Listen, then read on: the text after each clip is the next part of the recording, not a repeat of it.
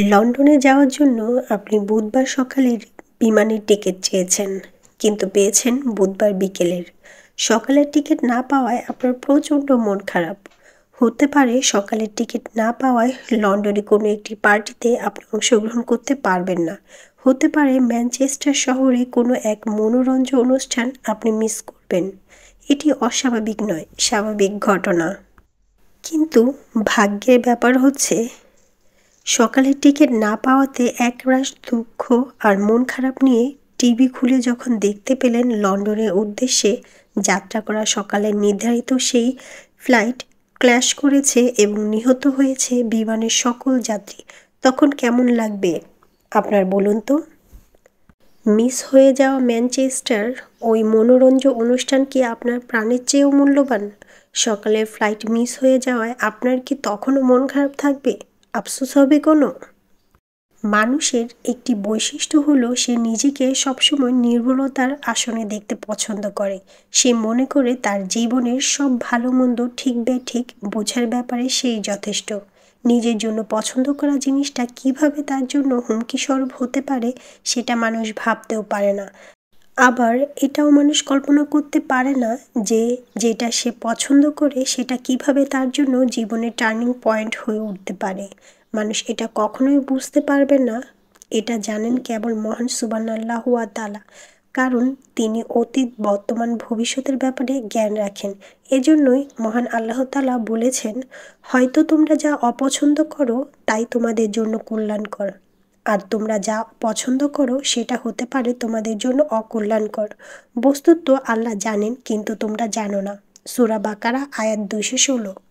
মহান আল্লাহ সুবহানাল্লাহু ওয়া তাআলা দেখতে চান এরকম সুনিশ্চিত মৃত্যুর হাত থেকে আপনাকে বাঁচানোর পরও আপনি পরের বার ম্যানচেস্টার শহরে মদের বারে যান কিনা। তিনি দেখতে চান রাত হলেই আপনি তার অবাধ্যতায় গা ভাসিয়ে কোনো নাইট ক্লাবে গিয়ে ফুর্তিতে মেতে উঠেছেন কিনা। এই যে নিশ্চিত মৃত্যুর হাত থেকে বাঁচিয়ে আপনার জন্য একটা ভয় ধরিয়ে দেয়া, এটাই আল্লাহর পরীক্ষা। তিনি দেখতে চান এই ভয় আপনাকে কোন দিকে নিয়ে যায়, আল্লাহর পথে না শয়তানের রাস্তায়।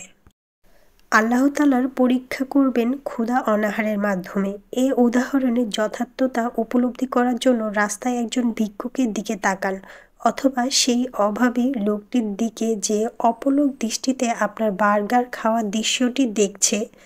খুব বেশি দূরেও যেতে হবে না। মায়ানমার থেকে আসা লক্ষ লক্ষ শরণার্থীদের কথা ভাবুন তো। কতটা মানবেতর তাদের জীবন। তাদের ওপর এই যে অত্যাচার, এই যে ক্ষুধার যন্ত্রণা, হতে পারে এটা তাদের জন্য পরীক্ষা। বন্যায় ফসল নষ্ট হয়ে যাওয়াটা একজন কৃষকের জন্য পরীক্ষা হতে পারে। আগুন লেগে ফ্যাক্টরি পড়ে যাওয়াটা একজন ব্যবসায়ীর জন্য পরীক্ষা হতে পারে। মা-বাবা, স্ত্রী, সন্তান কিংবা কাছের কেউ মারা যাওয়া সহ নানাভাবে আল্লাহ সুবহানাল্লাহু ওয়া তাআলা আমাদের পরীক্ষা করতে পারেন। রোগ শোক হতে পারে আমাদের পক্ষ থেকে আল্লাহর জন্য পরীক্ষা স্বরূপ। দুঃখিত, গল্প করতে করতে আজকে আপনাদের সাথে সালামের বিনিময়টাই হলো না। আসসালামু আলাইকুম। আশা করি সকলে ভালো আছেন ঈমান এবং স্বাস্থ্যে। আমরাও আলহামদুলিল্লাহ ভালো আছি। আজ কিন্তু আমি আবার আপনাদের সামনে নতুন একটি আরবিক ক্যালিগ্রাফি নিয়ে হাজির হয়েছি। এখানে আমি লিখেছি লা ইলাহা ইল্লাল্লাহ মুহাম্মাদুর রাসূলুল্লাহ। এটি একটি পবিত্র বাক্য, যার অর্থ হচ্ছে আল্লাহ ছাড়া আর কোনো মাবুদ নেই, হযরত মুহাম্মদ সাল্লাল্লাহু আলাইহি সাল্লাম আল্লাহর রাসূল। এবং বেলা ফুরাবার আগে বইয়ের কিছু অংশ আপনাদের সাথে শেয়ার করলাম। আশা করি সকলে মনোযোগ সহকারে শুনেছেন।